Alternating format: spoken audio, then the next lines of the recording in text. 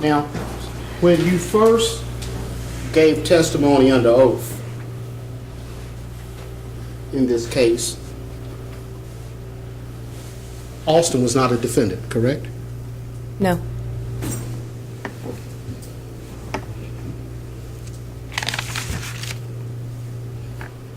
And when you first testified under oath, Austin did not have an attorney, did he? No.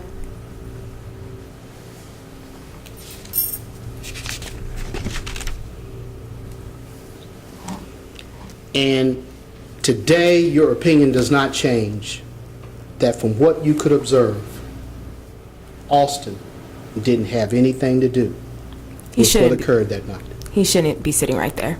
And you knew Austin, correct? Before this happened.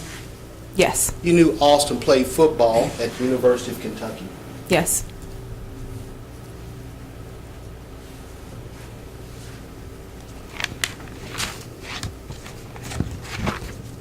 And you knew that, as of today, it was only after Austin gave testimony under oath that he was indicted. I knew that he was indicted as to specifics. No further questions. Mr. McLeod? Yes.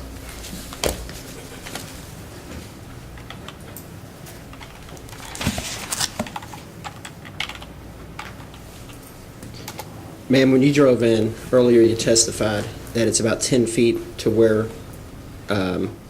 you state the altercation happened, from where you all came in the wrong way and turned the corner. Is that correct? I showed it, yes. Okay. But I'm asking you, yeah, you showed it, and it was 10 feet. So you had 10 feet to see what was going on in that regards. About 10 feet, I would say. Yes. Okay. So within 10 feet, and there's poles. There's these big poles here, right? Okay. Okay. And how far away would you say those were? The poles from distance from each other? Yes. I have no idea. Okay. Two, The three. parking garage is tight, right? I mean, isn't it hard to maneuver through? It's not like a normal modern parking garage. No, where you it's go not. Up. I mean, it's an old warehouse and it's packed. Do you agree with that? It's tougher to pull into parking spaces. Yes, because only two cars, two spaces between each column. So that would be roughly maybe 12 feet per column. Maybe. I mean, it's tight to get a car in. Yes. I mean, Michael doesn't just glide right in, park his car, and done. I mean, you got to be careful so you don't sideswipe your car on the pole. Yes. I mean, if you've there's, driven there, right? yes, if there's not another car, yes. Okay. Even if there's another car, you don't want to go on the other, like take up two spaces. At that time, we double parked all the time. Everyone double parked? Okay. But it's tight, so you had basically, by your testimony, stuck to 10 feet to pass the altercation. Is that correct? Yes. And you state in your prior testimony that, and you're going to say Justin, but his back is turned to you, Yes. right? Mm-hmm. Okay, so all you see is the back of someone Coming in. Yes. coming in, right? Okay. Now, the altercation didn't take very long. I know it took more than 2 seconds. I mean, two people walking up to each other, it could take more than 2 seconds. If McKenzie says, if Marcus McKenzie says it took less than maybe a minute, at the most 2 minutes, you're stating then at that point, you've gone past 10 feet down, you go, how many poles down? 4? Yes. You'll have to pull in, you have to park, Yes. you have to get your stuff, Yes. and you have to go. Yes. Okay. And you did all of that and was up in a position to view this altercation of what you termed as a robbery. in less than 2 minutes. At It's best case just, scenario, coming in, if you saw them together and Justin's back's to you, everything happened, the victim's testimony within 2 minutes. is that a question? It is. So you all went I don't- down, found a parking spot. Well, let me get back to this. I'll come back to that. You also state that when you're coming in the garage, you're trying to avoid them. Okay? So there's no, like, you're not rushing out of the vehicle for any reason, right? I mean, maybe you're hoping they're gone by the time you walk by them. I mean, is there any rush to go by since you and Zach had prior relationships and you don't want to see them? That point, I mean, I don't remember, like, I didn't time the incident. I didn't have a watch out and be like, okay, I come into the garage at this time and then I'm leaving at this time and this is how long it took. Like, it happened. I don't know. I can't tell you 2 years from today when it happened how long the situation took. Like, I can't do that. And there's a lot of things you don't remember, just by your own testimony today. It's 2 years ago. That would be correct. Okay, I'm looking for yeses and nos, and then you can explain it if otherwise.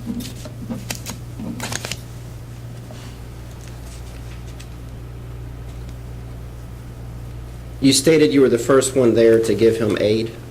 Yes. Okay, but you didn't give him aid. You just looked at him. You didn't know what to do. I really didn't. I ran up to him and he was on the ground and he was bleeding. I didn't know what to do. And the car's already leaving, right? Yes. Okay, so you're running up to him, but they're already leaving in their vehicle. So where were you? Again, and I know you've talked about this, but technology. No, you have I to. think once you're over 40, it doesn't work. She can't see it. You gotta Oh, I gotta push turn the button. stuff on. No show.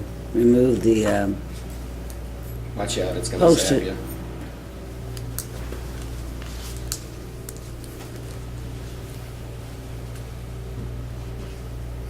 Where is Austin parked? Where that car is, basically. And he's already leaving before you get to where is, I'm coming this way. right? But where is Marcus? He's on the ground, Where? right around here. He's in the street. No, right around here. So he's over.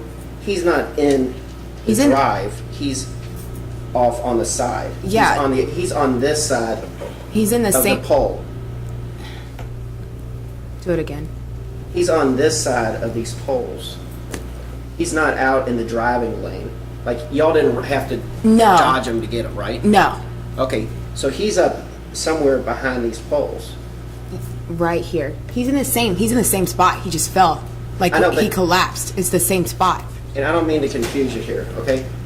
The depth here, it's weird. I can't put an arrow and superimpose it behind one of these poles, okay? I want to know, okay, let's call this number 1, and it doesn't line up well either. This is number 1, and let's call, it's this one and the one further away from it, okay? Where is he in conjunction between those two poles? Closest to the further away spot you're implying. Okay, and he's behind it, right? Yes.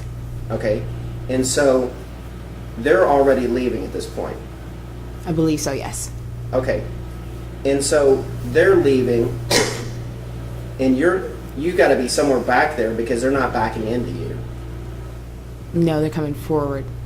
Right, well, they're backing out, or they're going this way, but they're not, you're in no threat of them hitting you with a vehicle. No. Okay, so you're some ways back this way, somewhere further than that third, actually the fourth pole, because I'm close. their car is already going. By the time that he hit me, he hit the guy, I'm much closer than the fourth pole. I'm like right around here by now because I started running up to the boy after he collapsed. Right, but they're already gone. Yes. Okay, so you've got to be somewhat further back. Are you running up? Yes. Okay, so you got to be somewhat further back. If they're already in their vehicle and gone, and you're further back than what was, than their vehicle was parked, how could you have witnessed it with the vehicle in the way and the poles in the way as well? Ask me that again.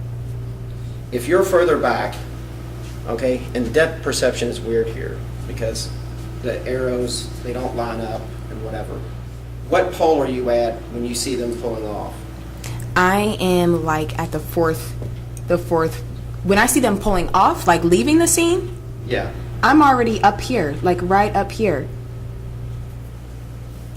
When you see them get in the vehicle though, where are you? Maybe a pull behind, because as soon as that beer smacked his face, the boy collapsed. That's when I started running up. Okay, but if you put it right there, you're not running into the side of their car. I mean, their car is what, 20 feet in front of you, leaving, pulling out of the spot? Leaving? Yeah. When they're They're already leaving before you're anywhere near this guy. Isn't Incorrect. that correct? Incorrect. Well, how can it be? Because They're already in the vehicle, so the Okay, accident already happened. Can I explain it to you? Because this picture is horrible. You can't even describe to me how the garage is right now. You're having difficulty with it, so I can't expect you to understand my vantage point. Where if this is the garage, we park, and there are the columns right there. But if we are walking, it's a wide spot. Those columns are not blocking anything. You can see, just like I could see if there were two poles, I can still see every one of them. So we are walking. As soon as we get out the car, we're walking. Justin and the boy are still having whatever talk they're having. As we're walking up and trying to leave the garage, he gets smacked with the beer bottle. When he smacks him with the beer bottle, the boy collapses. I start running and I'm like, call 911, somebody help this boy. And the car left. But before you can even get up close enough, or even run past the car, they're somehow already in the vehicle and leaving. I really don't know how else to explain this to you. And Well, you just explained it. Exactly. I'm trying to articulate because you're agreeing with me, but it sounds like you're trying to shore up something. You're behind, they're already leaving before you can even run up to the person that was hit. because what you're asking, like, I can't remember exactly what time. What I just told you happened is what happened. Like, I don't know how to, like, what you're trying to extract from me is not possible to get out of me, because what I just told you happened is what I saw. Like, I got out the car, we're walking, Justin hits him with the bottle, the boy collapses. Out of instinct, I start running for the boy to help him, and they are leaving out the garage. They're like, come on, let's get in the car, let's go. I mean, it's skirt, they're out. Like, I don't know how else you want me to explain this to you with distance. I'm not a carpenter. I don't know how to explain this to you any other way than what happened. So when you're asking me this question, like, I really don't know what answer you're looking for or how you want me to answer that other than what I gave you. I don't know how else to explain it to you. I don't need you to be a carpenter. What I'm saying is that there are people who don't put you there. There are witnesses who don't put you there until way after. But you're driving this, and it doesn't make sense. They're already in the vehicle. Somehow you witness it. The car would at least block the view. Wouldn't a car block a view? And the poles, as far as the poles, if they're 12 feet apart, and they're here and here, let's not embellish. It's going to block your view. There's going to be things you don't see. Are you asking me how I saw? Are you asking me if I saw the video? Where are you asking me how could I possibly see Justin hit this poor kid with a beer bottle when there's columns right there? Is that what you're trying to ask me? Columns and vehicles. So you're asking me how did I see the incident? And yes, and when you're down there and it only lasted 1 to 2 minutes. Because they are still talking as I get out the car. He hasn't hit him yet. I get out the car. Do you see how wide this space is? Like, it's really hard to explain this without you actually going inside the garage and standing there. You can see everything that happens. Like, I can look over there and see her just as easily as I saw it happen in the garage. Okay, but you're not right up on the scene. They're leaving before you're even to their parking space. After he hits him, I start running, and they're like, let's get in the car, and then they left. And before, you're not even to the point of where their car's pulling out, because they pull out before you even get to where their parking space was. Exactly. Okay. And how long, that would be 25 feet? I have no idea. Well, let me give you a roundabout. Was it 100 feet? Over 100 feet? It wouldn't have been over 100 feet. Okay, so you have some idea. I don't, like what you're asking, 100 feet, I don't know, 25 feet, I don't know. I don't know what 25 feet distance is. I wouldn't be able to tell you the distance from here to that courtroom door. I wouldn't be able to tell you how many feet that is. I have no idea.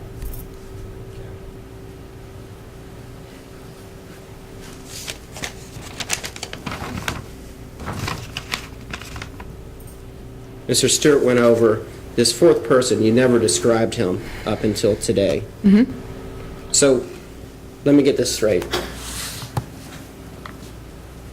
You don't even remember you made a 911 call? No, not today. 2 Okay. years later.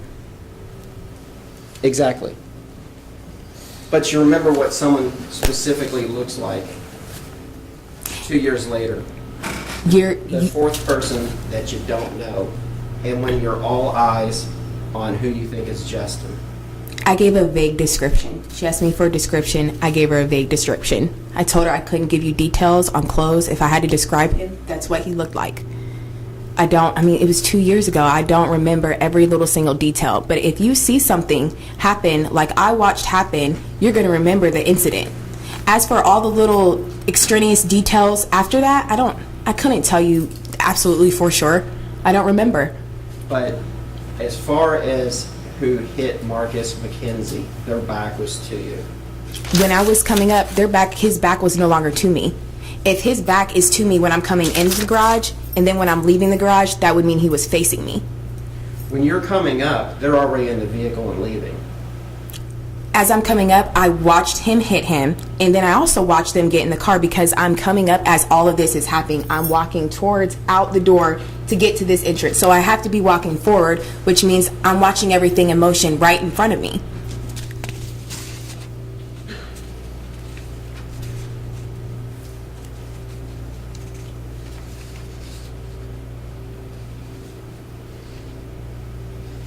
And you stated in the last time you were under oath, you stated that you're still friends, or you associate with Austin, you're friends with Jordan and Zach, but you're not friends with Justin. At the time of the incident, I was cool with all of them, but I was not friends with Justin any longer. Okay, before this happened. Before this happened. After it happened, I don't speak to any of them. Okay, but at the time, you tested truthfully that before this, Yes. that's how the chemistry went. How long did you and Zach go out? We weren't dating. We had, I don't know how to, do I? You can just generally answer the question. Me and Zach were friends. I mean, did y'all, like, play basketball, shoot pool? We hung out. We were friends that hung out.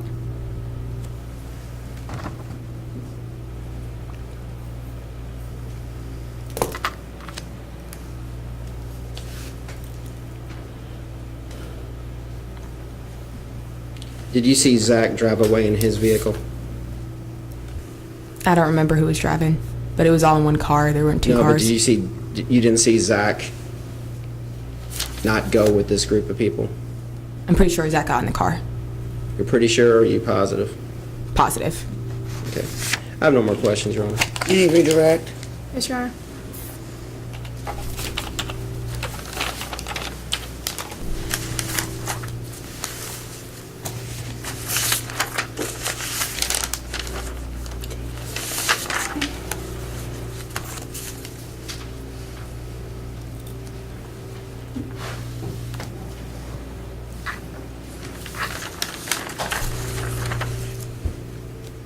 the map that Mr. Stewart showed you, the one of the apartments, was it to scale? Not at all. So it would be safe to say it kind of skewed the angles and how far things were. The distances, yeah. I mean, it was a rough sketch, but The general area, but certainly nothing that would give an accurate depiction of what it was. accurate? No. And in the garage, is the lighting such a way that you can determine facial features of people? It's bright in there. Would you say that it was consistent with what the photos you viewed earlier? Yes.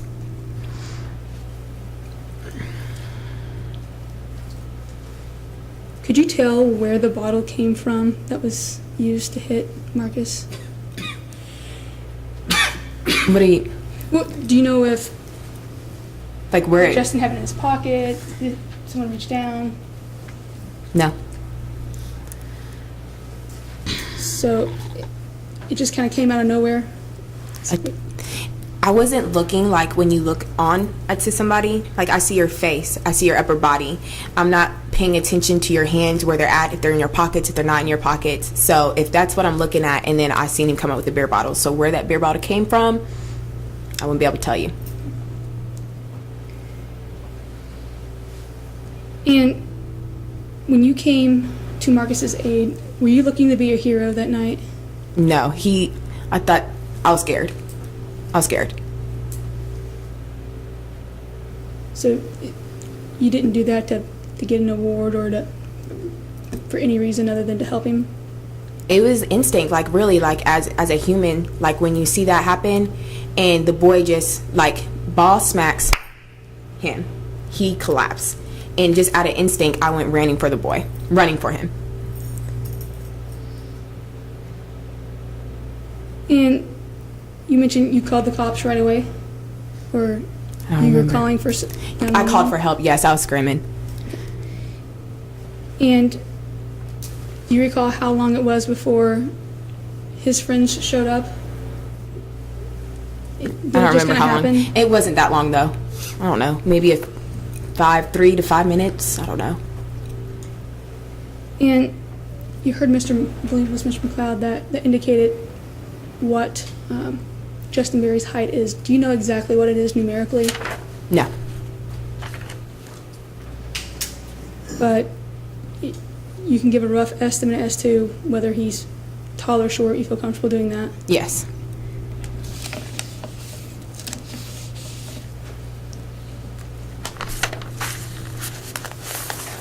I think there's a little bit of a debate or misunderstanding.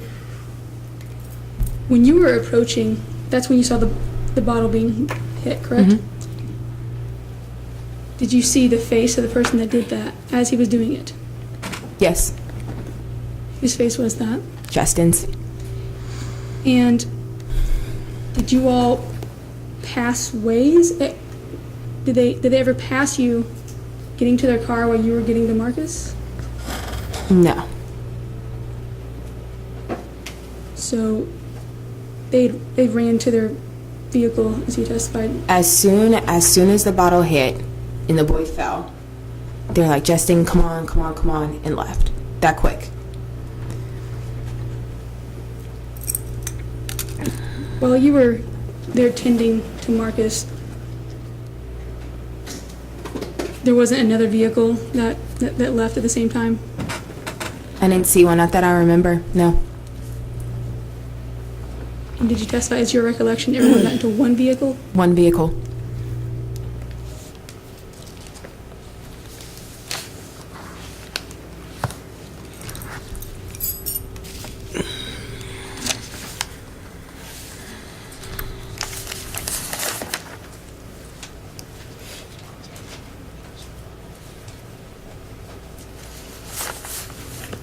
And after everything you've testified today, you stand by your identification, who you think did it? Yes. Has anyone ever asked you for any details or features of the individual you didn't know? I don't think so. Did you ever feel it was important to give features of someone who you didn't know? It was never relevant. Nothing further, thank you. Any recross? Yes. Ms. Brown, how many times would you say you met with the Commonwealth Attorney prior to this trial? The attorney? Prosecutor. The first time I met her was the first time we went to trial. And did she ever ask you about the description of the fourth person? Not that I can remember.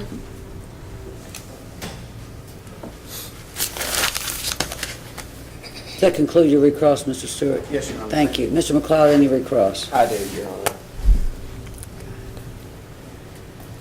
Crystal brought up the lighting in the parking garage.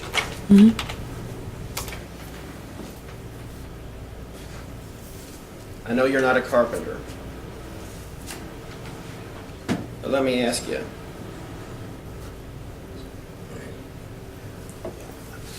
Would you consider this picture overexposed? Well, you need to turn things on. Okay, I'm learning. Here we go. Your Honor, I mean, I know this has been, someone's already entered this into evidence. what is that photo I already had up there? Which one is it? This is Exhibit 4. I'm going with Exhibit 4.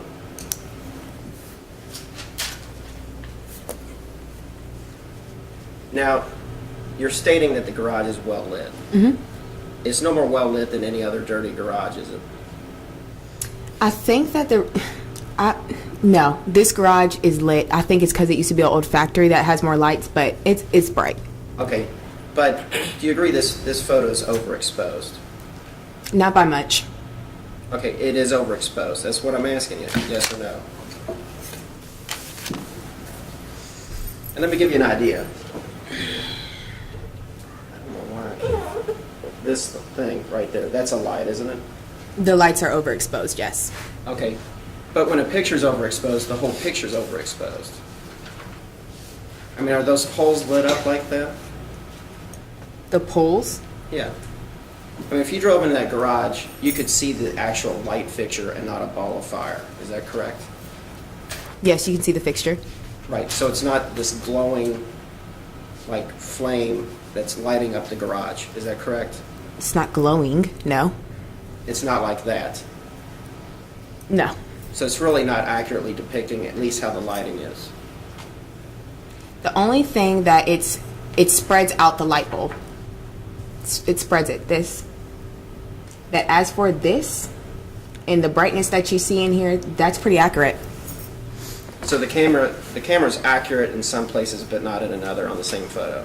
Yes, but if you're taking a picture and you take a picture of the light, it'll do that. That's what it'll do if you take pictures of a light bulb? Yes. I have no more questions. All right. You're excused, ma'am. Thank you. Thank you. Ladies and gentlemen, it's 12:30. We're going to break for lunch now. Until 1:30, stretch your legs, bring back something to sip on. Don't discuss this case with each other or with anyone. Have a nice break. All right. Hope it's nice outside. I want a detailed report when you get back. See you in a bit.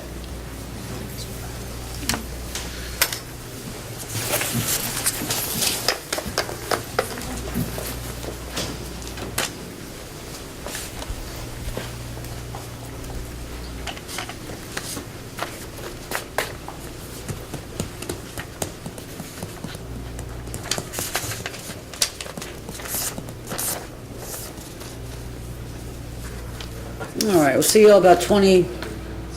Judge, can we approach and address one thing? Yes. You don't have to whisper now, the jury's out of the room, unless you... Whispering counsel. I want the sheriff to hear. He couldn't hear it. I'm still, I need to know what the resolution of Eric Coolidge is going to be. I don't have I don't... I don't. You don't even know where to get hold of him? I don't have an address. I don't have anything. It wasn't asked on the record. I looked at his transcript. I looked at his interview with the detective. I have no information except for he's Marcus's roommate, at least at the time that they test, at least at the time that this happened, and maybe still. And I just out of professional courtesy, I would tell her if I wasn't going to do it. And it's not sloppy lawyering on my part. It's part and parcel. He's an eyewitness. By his account, his sober account, he's the first one there. There was no reason for me to even gather that he wouldn't be subpoenaed and called as a witness. Or Mr. else I would have Stewart, had someone a month ago. You know, I'm the only person who would have standing to object because I didn't have an opportunity to cross-examine him during the first trial. But I have absolutely no objections if the Commonwealth does not produce this witness. And I would add, their addresses are not on the discovery. They redact that now, which I understand why the Commonwealth does that. As we knew that she was not going to call, we would have not have had a reason to ask her for an address to subpoena the witnesses. So I agree with Mr. McLeod, out of professional courtesy. I think we should have been advised, if she was not going to call one of the witnesses, that she called the first trial. That having been said, I do not object if the court should rule that he's unavailable and that his prior testimony will come in its entirety by videotape. Which I have. And Your Honor, I would object to that. I mean, he's not unavailable. Finding, it's not my job to That's- tell well, him. all right, okay. What is his address or his phone number? I So don't that know. Mr. McLeod, this would be a somewhat different situation if this wasn't a retrial. It's a retrial. He was a significant witness. He was an eyewitness. For whatever reason it happens, the fact that you won't give an address now, I don't have one, Your Honor. well, Exactly. maybe your prosecuting witness may. And I can inquire about that, but you just asked me, I don't have one to give. All right. Well, then I will entertain a motion to play his prior testimony. And that's my motion. I would find him unavailable if you're not given. Uh, I don't have a PI to go get him. One. This is why I don't have. statements in openings before you know who's going to be Your there. Honor, first of We all, created this I mess. take somewhat offense to the prosecutor. They can find out if Zach Brooks has a warrant on him. They can find witnesses through their use of NCIC, through their use of the computer system that allows you to produce driver's license. They have victims' advocates. Circle City Court met it as it did Zach Brooks. That's what I did. I think it's I can somewhat get of on a that. gamesmanship that the Commonwealth did not tell us that they were going to call. And I was I more than likely concerned will about allow the, I'm not thrilled, and I'm not, look. It's mistrial again, or it's this witness will be able to testify, be it DVD or live. That's how it's going to be, so, Thank you. all right.